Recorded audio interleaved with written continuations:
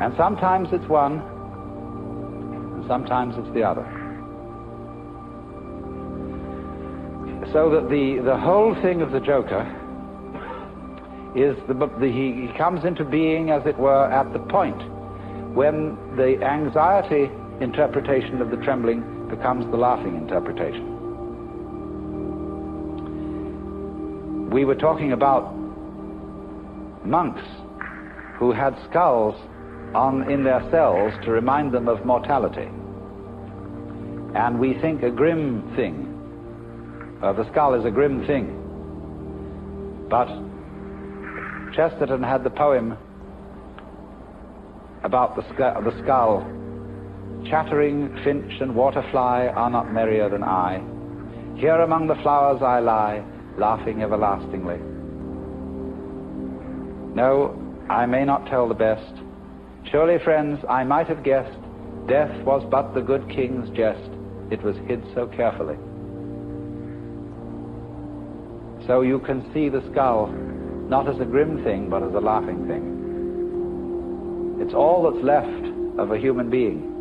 When all the surface is peeled off and nothing but this beautiful bone remains, it laughs. Now why? What is it about death being a jest?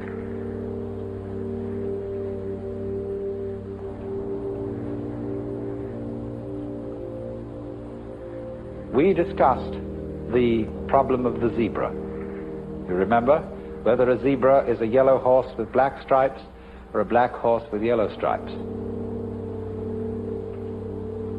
And of course, you can see it either way. And you can argue till all is blue about which side is right. And let's suppose that a black horse is a horse of ill omen, even though striped with yellow. And a yellow horse, a horse of joy and good omen, even though striped with black. This is our eternal problem.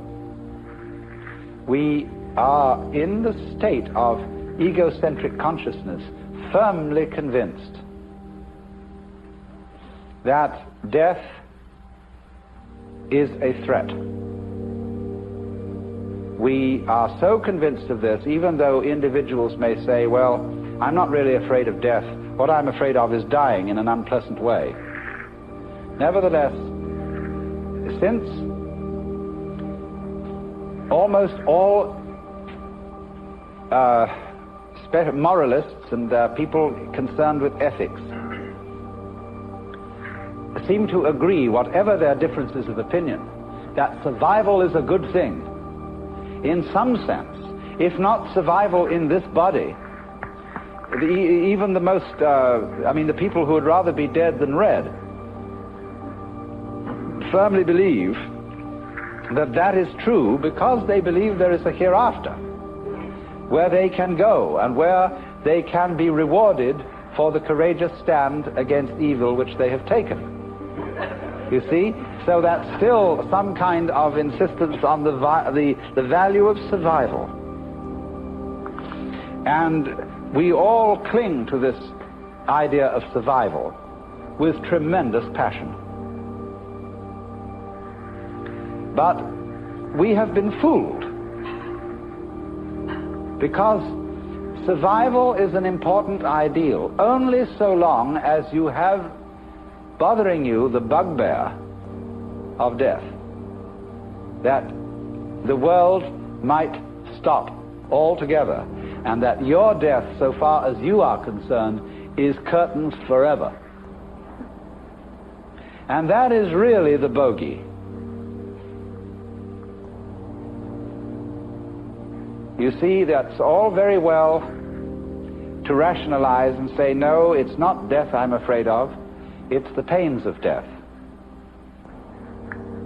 But if you think about it deeply, there are several stages in thinking about it deeply. The first stage is the real horrors of endless night, of the futility, of the whole conception that one's own life, or indeed the whole life of the cosmos, might be nothing but a flash And beyond that, nothing. Nothing, nothing, in all directions. When, for example, we think of the physicist's idea that the universe is running down, that all energy is seeking a stable state. Supposing, for example, to give an illustration of what they mean, I have a jar of black pepper and a jar of salt. And I pour them together into another jar, and I can see the white salt and the black pepper fairly well delineated. Then I start shaking the jar, and slowly, slowly, slowly the black and the white disappear into a gray. That can never be sorted out again into black and white. In this sort of way, as things go on, the universe, they say, it tends to attain a stable state, to run down, run down, run down, until that's the end. And nobody knows how it could possibly start all over again. But I always say, and I feel it in a sort of funny, intuitive way, that what happened once can happen again. If this world started at some time, supposing there was a colossal explosion which set all these galaxies flying out, then what existed before that explosion must surely have been something like the stable state to which we shall run down in the end. And if it went bang once, there's absolutely no reason why it shouldn't go bang again. I suppose there are temperaments in logic. I have a temperament whereby I just cannot, it seems to me absolutely basic that what happened once can happen again. But there are other people who so cherish the unique that they can conceive the idea of something like existence happening only once. But you see, something that happens only once doesn't happen at all. What happens if a given sound consists of only one vibration? What is the up crest of a wave apart from the down crest? Can you conceive that? That's the same koan as what is the sound of one hand.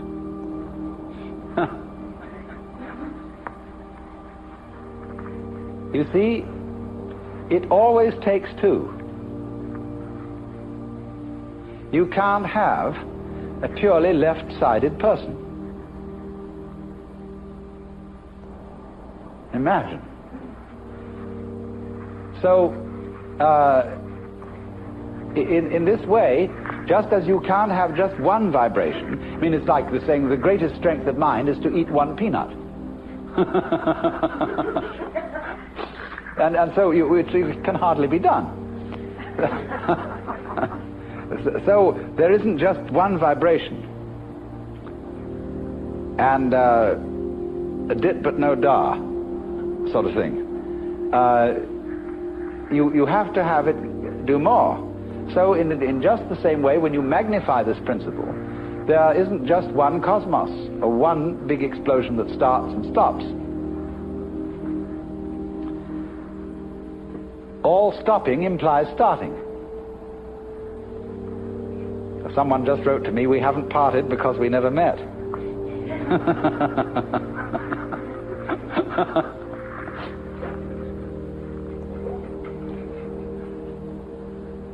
So, the whole point of saying this is the realization that existence is eternal. The going out of existence implies the coming in. And St. Thomas had some points here when he said, there could never have been a time when there was not being, because if there had been a time when there was nothing in nothing to produce something. But he didn't quite have the point, because what he didn't see was that nothing is productive in the sense that you can't have nothing without something.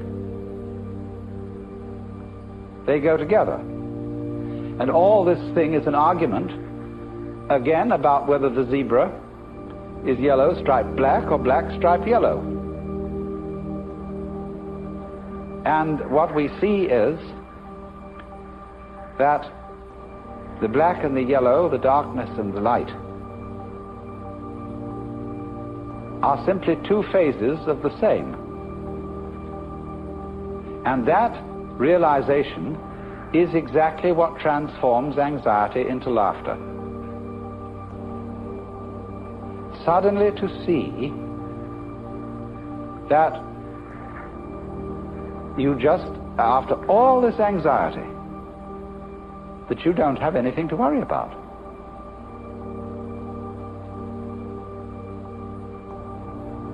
Now, that doesn't mean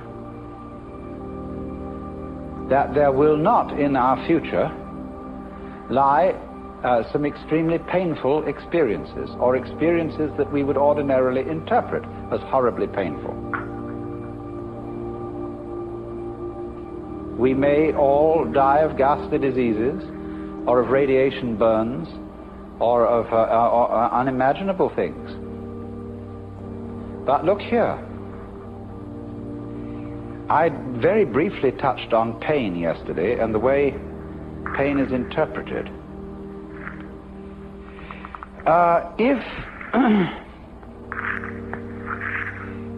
If you interpret pain as something that is destroying you and is going in the direction of total death, then it's very serious indeed. And it's perfectly terrifying. But I've been investigating experiences of people who've undergone torture. I don't know if anybody in this room has. It's always possible. But, and then if so, you can correct me. But the worst part of torture is the beginning. When, of course, you're full of all your illusions and all your fears about black and white and the terror that black may win. But it's said that as torture proceeds, it slowly changes the state of mind of the victim to a kind of drunken, masochistic giving in to the torture, so that it becomes something that he cooperates with. And that if the torturer notices this, he knows he's through and has to kill him. So, in other words, there is a point at which pain becomes an experience without having a negative interpretation put upon it. Becomes, in other words, converted into ecstasy.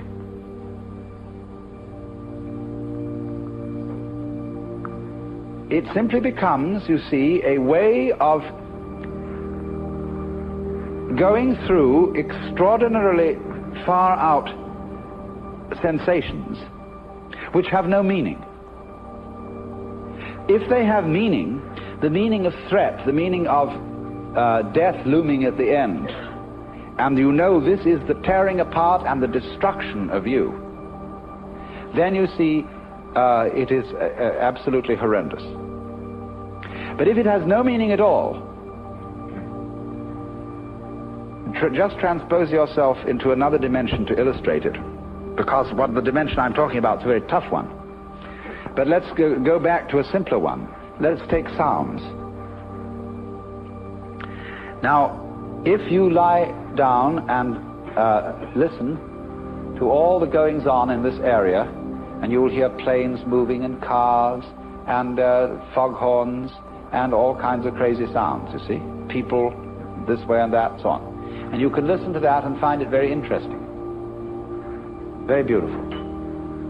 But if someone were to do what John Cage does and put you in a concert hall with the expectation of hearing music, and by having a purely silent playing of the piano, compel you instead to listen to all the sounds going on around you, you would be shocked and feel that some kind of a avant-garde hoax had been perpetrated. You see, it depends on the set, on the way you approach the experience. Now, you can listen to sounds that are ordinarily considered unpleasant in a totally unprejudiced way. You can listen to discordant musical noises and find them extremely interesting if you listen carefully enough.